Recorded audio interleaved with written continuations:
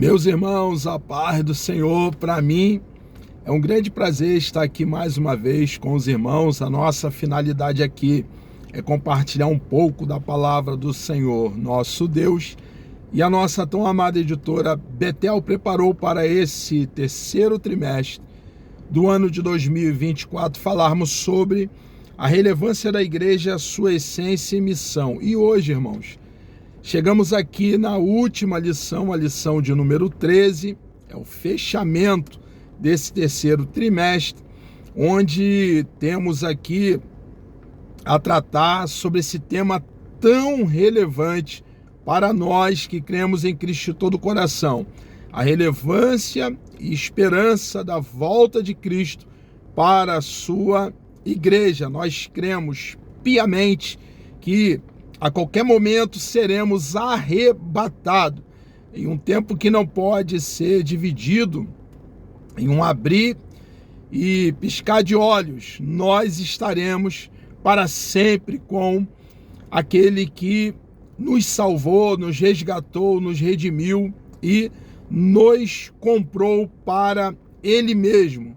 Não pagamos por essa obra grande e tremenda, porém, um alto preço foi pago em nosso lugar para que hoje tenhamos, estando em Cristo, vida e vida abundante, vida eterna, vida para sempre.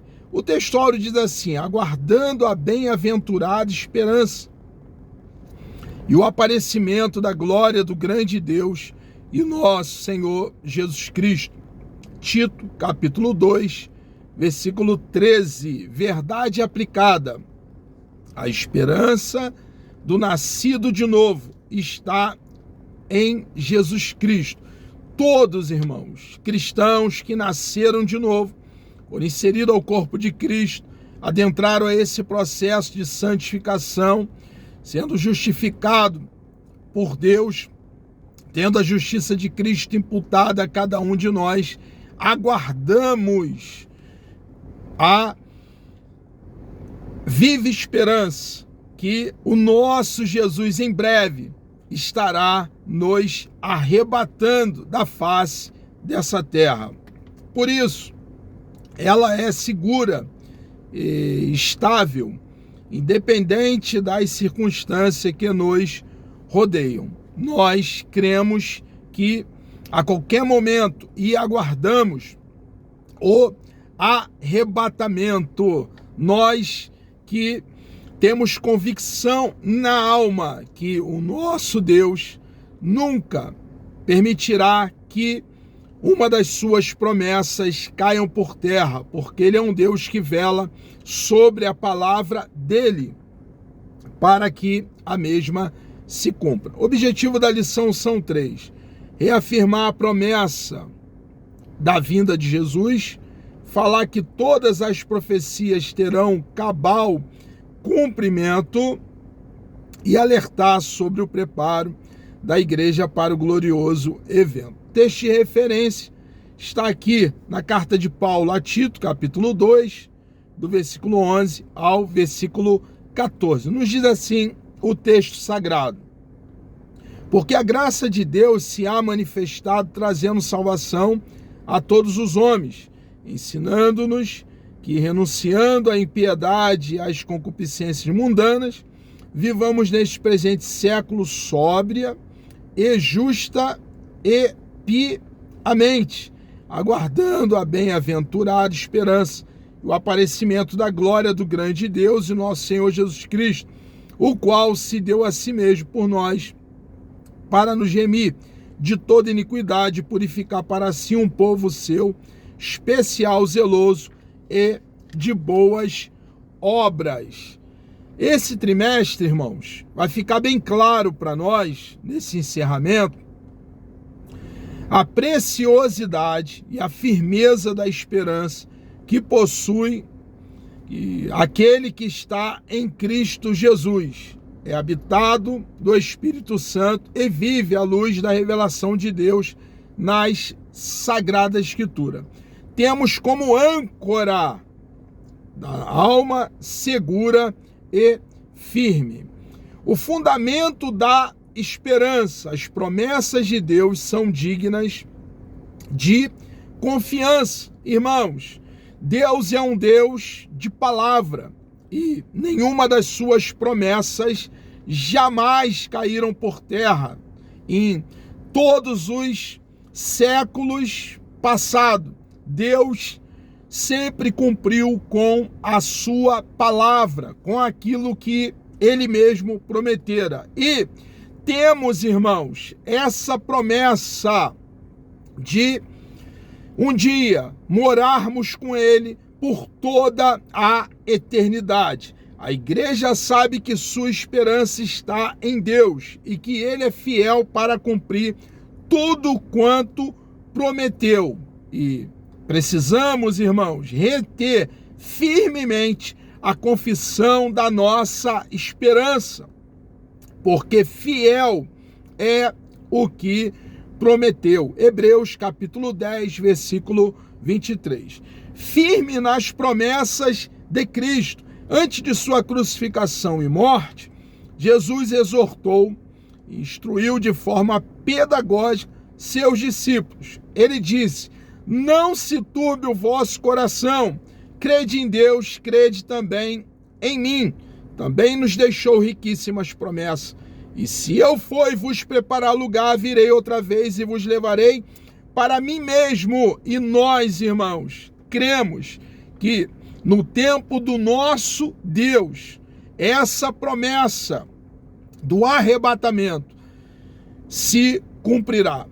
A ressurreição de Cristo, a ressurreição de Jesus é a base de toda a fé cristã e se tornou um marco principal nos evangelhos. O evangelho de Mateus afirma que ele seria entregue aos gentios para que dele escarnecesse e o crucificasse.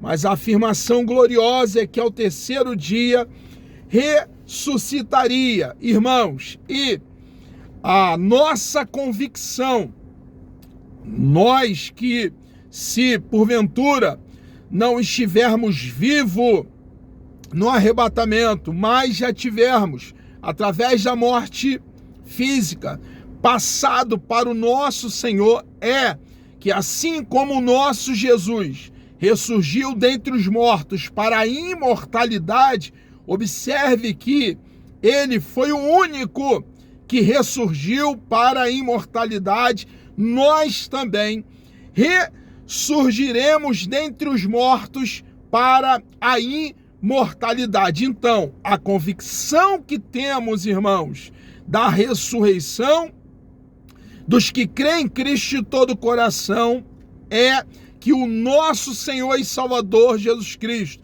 depois de ter passado 3 dias bíblicos morto, ressurgiu dentre os mortos no primeiro dia da semana, no domingo, pela manhã.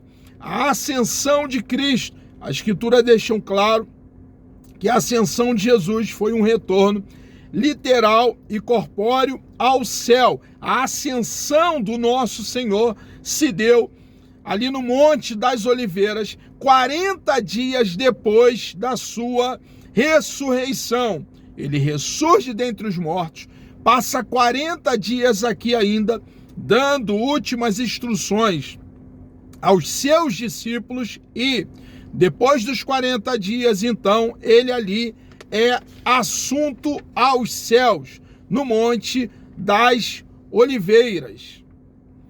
A esperança do arrebatamento. Jesus fez uma promessa aos seus discípulos: eu vou, mas tornarei a vós. E nós, irmãos, estamos aguardando o retorno do nosso Senhor e Salvador Jesus Cristo, quando, assim como já falei, reitero, para uma fixação da verdade, seremos arrancados em um tempo que não pode ser dividido aqui do planeta Terra.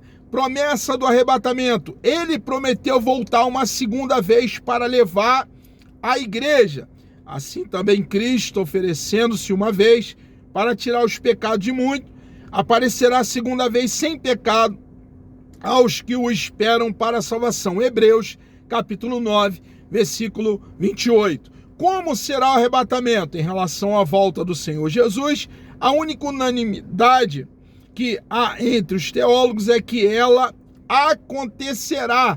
É uma doutrina, irmãos, que jamais poderá ser removida. Mas, irmãos, acerca dos tempos e das estações não necessitais de que se vos escreva. 1 Tessalonicenses, capítulo 5, versículo 1. Este acontecimento está prefigurado no Antigo Testamento, por exemplo, através de Enoque. E andou Enoque com Deus e não se viu mais, porquanto Deus para si o tomou.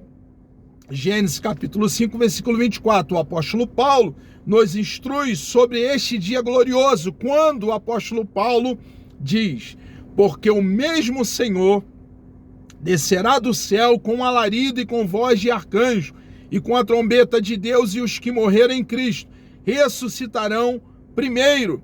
Depois nós, os que ficarmos vivos, seremos arrebatados juntamente com ele nas nuvens, a encontrar o Senhor nos ares, e assim, irmãos, estaremos sempre com o Senhor. 1 Tessalonicenses, capítulo 4, do versículo 16 ao versículo 17.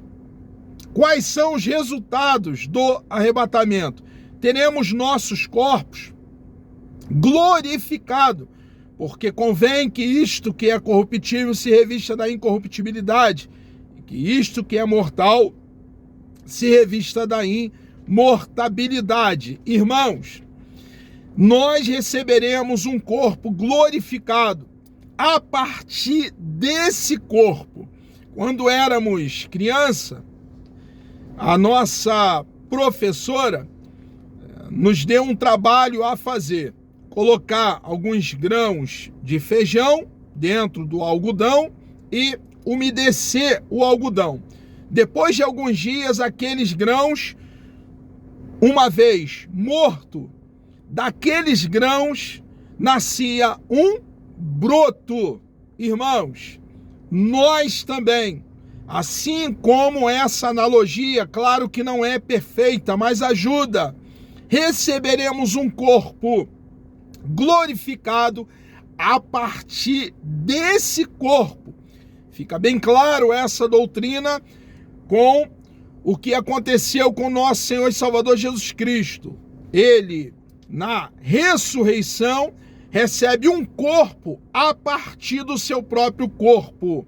Depois de ressurreto, o nosso Senhor comeu. Depois de ressurreto, estava preservado a marca dos pregos em suas mãos. E nós, irmãos, receberemos um corpo glorificado, semelhante ao corpo do nosso Senhor e Salvador Jesus Cristo. A recompensa da esperança. Temos a serena certeza de que, andando em obediência, segundo as suas muito ricas misericórdia, desfrutamos das recompensas. Paulo disse que a obra de cada crente vai ser provada pelo fogo.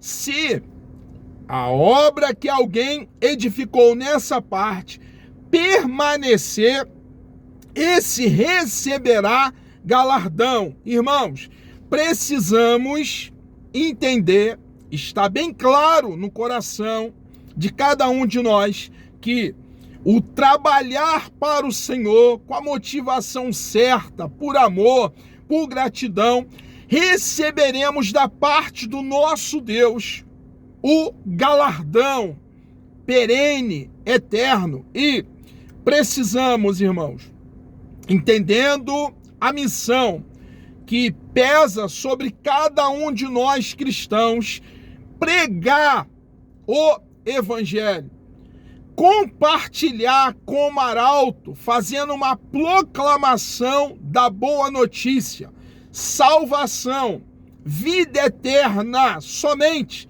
na pessoa bendita de nosso Senhor e Salvador Jesus Cristo, aquele que é a ressurreição e a vida. Gozo e alegria na vida presente. O princípio da esperança se estende até a eternidade, mas também pode nos amparar nos desafios cotidianos desta vida. Já, irmãos, desfrutamos do gozo eterno, do prazer eterno nesse momento. Nós que fomos alcançados pela graça de Deus, mediante a fé, aqui, irmãos, desfrutamos do residir da terceira pessoa da Santíssima Trindade dentro de cada um de nós. O Espírito Santo nos consola, nos conforta, e nós aqui em peregrinação, palmilhando por essa vereda no planeta Terra, desfrutamos de paz com Deus. Reinar com Cristo, a redenção consumada por Jesus Cristo, fez com que os que estão em Cristo sejam designados, dentre outros, como sacerdócio real. Todos nós cristãos, irmãos, é a doutrina do sacerdócio universal de todo cristão. Todos nós somos sacerdotes. Em que sentido? No sentido de hoje termos, por estarmos arraigados, fundamentados, enraizados, plantados em Cristo, acesso imediato ao Santo dos Santos, à presença do nosso Deus. A manifestação futura. Texto de Colossenses, capítulo 3, do versículo 1 ao versículo 4, é pertinente, é oportuno, quanto ao caráter escatológico da esperança do que estão em Cristo. Ao mesmo tempo que o nascido de novo já expressa no dia a dia uma conduta coerente com o fato de viver em novidade de vida, também vive na expectativa da plenitude que há de se manifestar na vida de Jesus, vinda de Jesus, da nova vida que já começou. Nós, irmãos, como cidadão dos céus, precisamos aqui viver buscando diariamente agradar o nosso Deus. Não podemos chutar a graça de Deus como se fosse uma lata vazia, cuspir na graça de Deus, ter a graça de Deus como algo debalde, inútil. E por reconhecer a importância do que o nosso Deus fez por nós, nos salvando pela graça, mediante a fé, é que nós buscamos agradar o nosso Deus diariamente, obedecendo a sua bendita e preciosa palavra. Somos salvos aqui, andando, peregrinando no planeta Terra, vivendo de acordo com as leis estabelecidas do nosso reino, do reino ao qual nós pertencemos, o reino celestial. As verdades do Evangelho fundamentam de forma segura e inabalável que Jesus Cristo é a base da esperança cristã. O apóstolo Pedro fala da firme e viva esperança, a nossa garantia, a nossa firmeza, irmãos, de um dia estarmos para sempre com o nosso Deus, é o nosso Senhor e Salvador Jesus Cristo. Precisamos estar nele até o término da nossa carreira e no final, irmãos, estaremos para sempre com esse Deus bendito, precioso e amado que tanto tem feito por cada um de nós. Quando temos esperança, confiamos nas promessas de Deus e a vida eterna em Cristo é maior entre todas elas. Meus irmãos, chegamos aqui ao término de mais uma pré-aula, também o fechamento de mais um trimestre. Ficamos aqui aguardando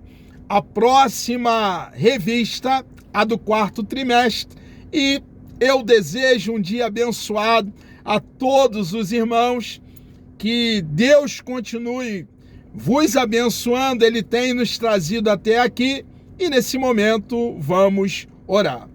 Deus amado, nós louvamos e engrandecemos o teu santo, bendito e precioso nome.